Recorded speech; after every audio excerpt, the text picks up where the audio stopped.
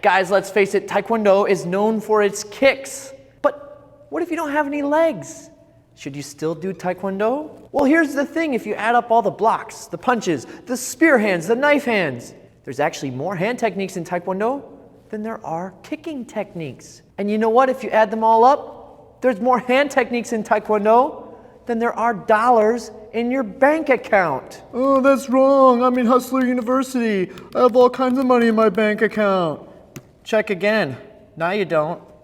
So if there's all these hand techniques in Taekwondo, why do people only associate Taekwondo with kicks? Well, it's the sport side of Taekwondo, the Olympic sparring. In Olympic sparring, you can't punch the face, and you can only punch with a straight punch. And it usually doesn't score. And if it does, it only scores you 1 point, whereas kicks can score up to 5. So of course, athletes emphasize the kicking techniques. And then that's what people think of when they think Taekwondo. Now I know you might be one of those ITF guys and you're like, oh, we do punching in our sparring. But let's face it, nobody likes you and there's not very many of you guys around. Relax, I'm just kidding. So if you're a WT Taekwondo practitioner and you want to think about hand techniques and how they're used, you're really looking inside of your pumse, which assumes that you're not wearing these gloves. So think about the techniques from your hands that show up in your forms.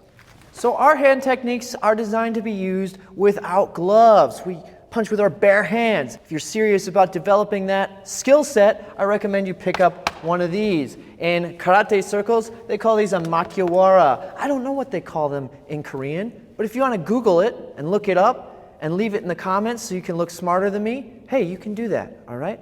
But here's what I do on my makiwara. To condition the front part of the hand, the first two, striking knuckles, I punch like this.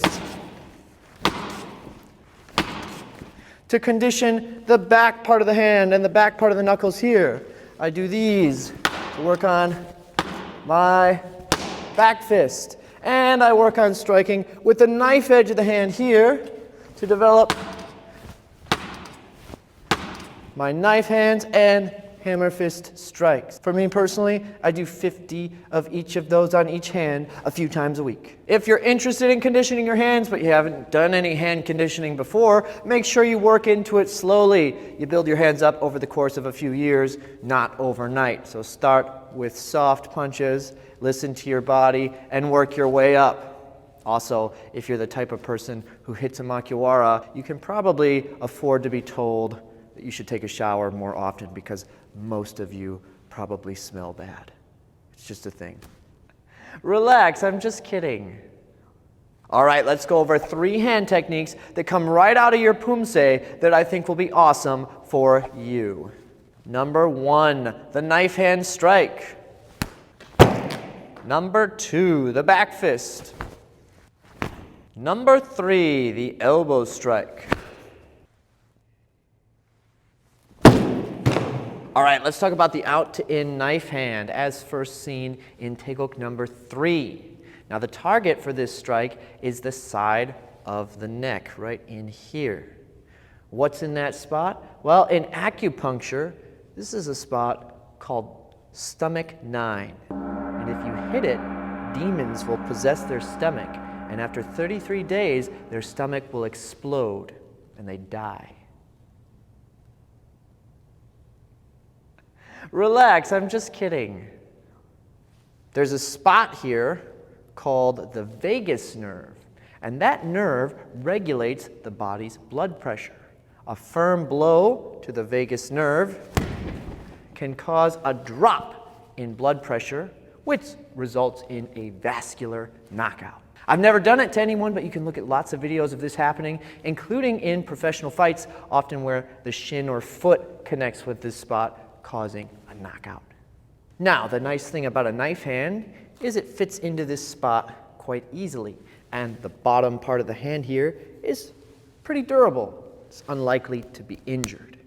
Now, you can do this just as you would in the form with two-hand action, where one hand is being used to pull on something, such as a jacket or arm, and aid your strike, or you could do it from a guarded position.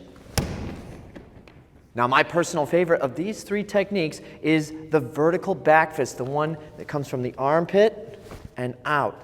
as first seen in Taekwondo number 4. Now, if you're doing it a little more organically, you can whip it at the end, and this is a great technique for close range striking because you've got this circle where you're building power and then firing out from a close position. The other hand can easily be trapping or gripping, and then you can fire this technique. Now, a great target for this technique is right on the bridge of the nose or the orbital of the eye. Is it a knockout blow? No, I don't think so. But it's certainly a stunning movement that can set up additional techniques or give you enough space to get out of there. Now, the first 2 strikes, they're real precise. They're like a surgeon who drives a Porsche. The next one is like an ape smashing a carcass with a bone, as seen in the feature film 2001: A Space Odyssey. Now, this technique first appears in Taekwondo number 5. And in Taekwondo 5, one rotates into a front stance and delivers a horizontal elbow strike with the tip of the elbow to an opponent's solar plexus. I don't know about you, but I've been hit there so hard that I've collapsed on the floor, unable to regain my breath. You can see lots of videos of that happening. So the strike, as seen in Taekwondo 5, would look something like this. Now, of course, you can target all sorts of other areas, such as the floating ribs, liver, and spleen area, the kidneys in the back, base of the skull and spine, sides of the neck, throat, jaw. Any number of things can be used for an elbow strike. Now, because this is such a strong part of the body, you can really just let loose with the power of the technique.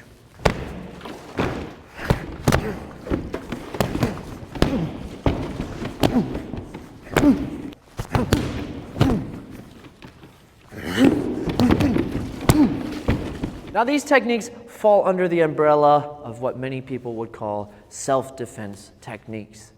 And I would like to issue a warning with this. Don't engage in power fantasies. None of these techniques are guaranteed to work, and if you're only doing them in the air or on heavy bags, your odds of them working are much lower than if you're practicing them within a live context. So if you want these techniques to be more reliable, then you need to work with partners and put them into some form of live training.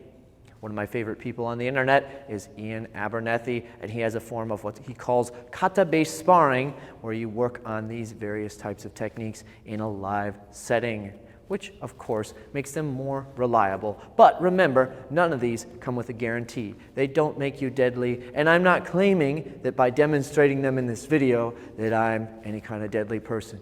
All I'm saying is by knowing these techniques, I'm better prepared than if I didn't. If you want to be cool like me, don't forget to visit my website, tkdguide.com. It makes you better at Taekwondo. And if you can recover your finances after what I did to your bank account, you can buy my course on the Taekwondo Pumse to see more of the applications like the ones that I showed you today. Peace.